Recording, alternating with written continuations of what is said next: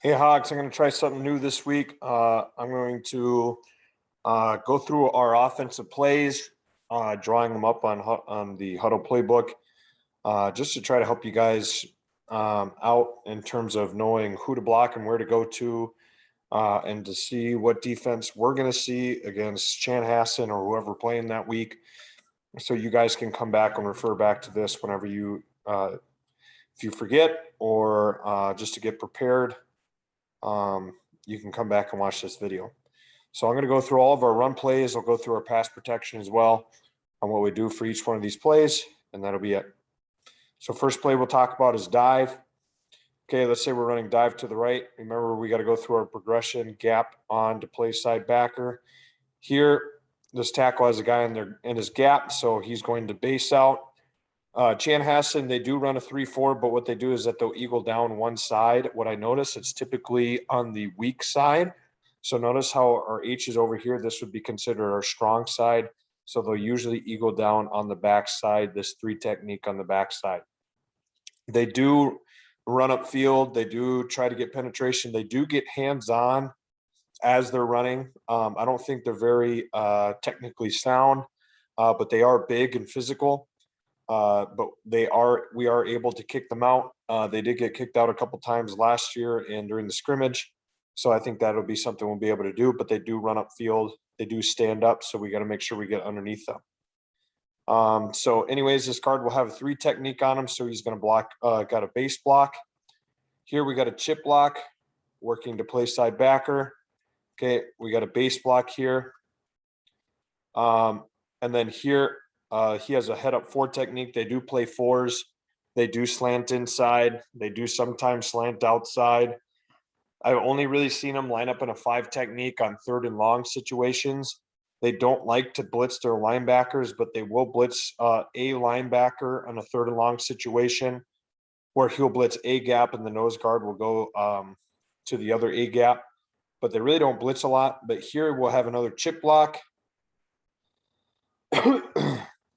And he'll be working up to that backside backer there. Okay. And he will be chipping because the H has a base. So we're going to have that double team right there. So two very nice double teams, base block on a 3, base block on the 5. We should be good to go. Okay. If we run dive to the left here, got a base, got a chip, got a base, got a chip, got a base, and we got a base right there. Okay. That's what we're looking at. We're working up to that backer. Here, you guys would be technically be working up to the safety. But the hard thing is that linebacker back here, it will come free. So it'd be good to run dive to the weak side like we normally do. That's what we're going to try to do.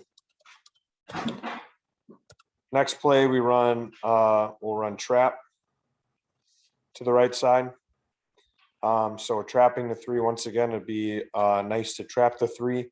So what we'll do is that we'll go straight up to backer. If this linebacker crosses your face, you'll take him with you and wash him down. But if not, you just give him a punch as you go up to this linebacker. This guard, it's got a push block. We got a chip block, pull a kick out first person outside the guard, on or outside the guard. So it'll be that 3 technique there. This double team, this chip and push, will be working up to that linebacker there. And then we will wheel and seal on the backside. Both these guys wheel and seal, and we got it blocked up nicely. Okay, we run it to the 4 technique side, rip inside up to backer, push, chip, kick out first person on or outside the guard, wheel and seal. Here's where we can make a cat call if we need to. So this, our center can go back and help out with the 3 technique, but we don't want to do that because then we won't have anyone going up to that linebacker there. So what we want to do, if that tackle can wheel and seal that 3 technique, we want that. That way we can double team that linebacker, or to that linebacker. We can double team up to him. Okay, running power. Actually, let's talk counter right here. So if we're running counter to the right, gap on down, we got a guy on our gap, so down block him. Okay, we got our push block, we got our chip block, and we're working up to FBI. Okay, backside guard, pull, kick out first person outside the tackle, which would be that linebacker. And then we got our wheel and seal on the backside, and the H is leading up and through to the play side backer.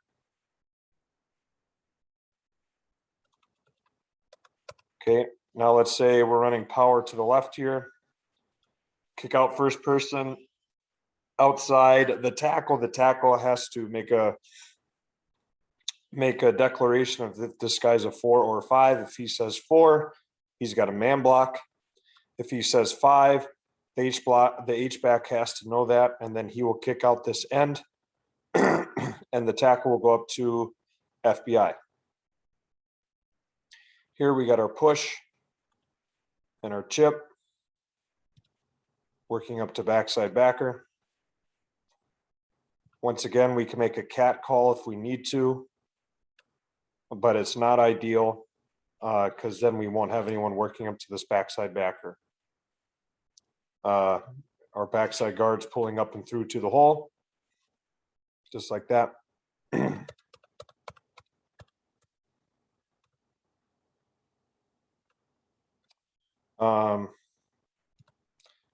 Next one, our pass protection, pretty similar to what we usually do here. We'll make a fan call on this side.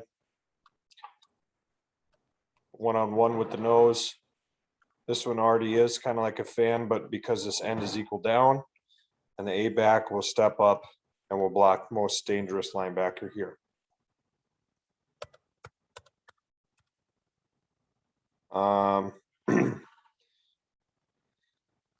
Coaches were talking about putting in a couple of wrinkles to plays this week. One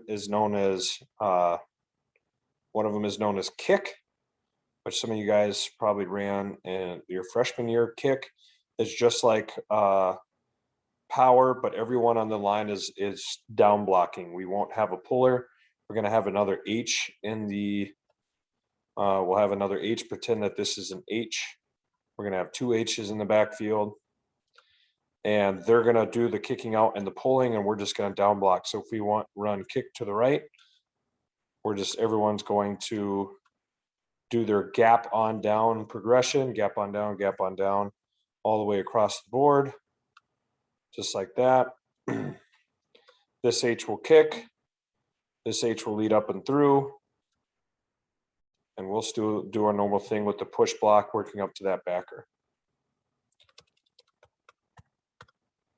We also might put in another play called fan. This is called fan because it's like our pass protection, where we're going to block out man on, man away like we do for our pass protection, but then these H's are going to ISO block the linebackers, and either the A back or the quarterback will run the ball.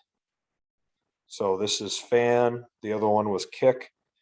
We'll see if we put those plays in this week or not, but just be prepared for those. Okay. Remember, our boot is ran just like power, but the backside guard is logging the last person outside the tackle. Now that wants me, I want to talk about another wrinkle we might put in, which is called power log, where instead of kicking out, we're going to log the end man on the line of scrimmage. So if we're running power log to the left here, instead of the H kicking out, the H is going to log this linebacker. We still all do our same rules here, but instead of the backside guard staying tight and skip pulling, he's going to open pull, come outside, and lead block for our running back. So power log is like sweep, where we're trying to get the ball outside instead of running the ball inside. So those are kind of three wrinkles that we can put in. They really don't change any of our blocking schemes too much from what we already do. It's just adding some little wrinkles here and there. Like I said, we might not run it, but let's just be prepared if we do decide to put it in this week. If you have any questions, ask me out on the field.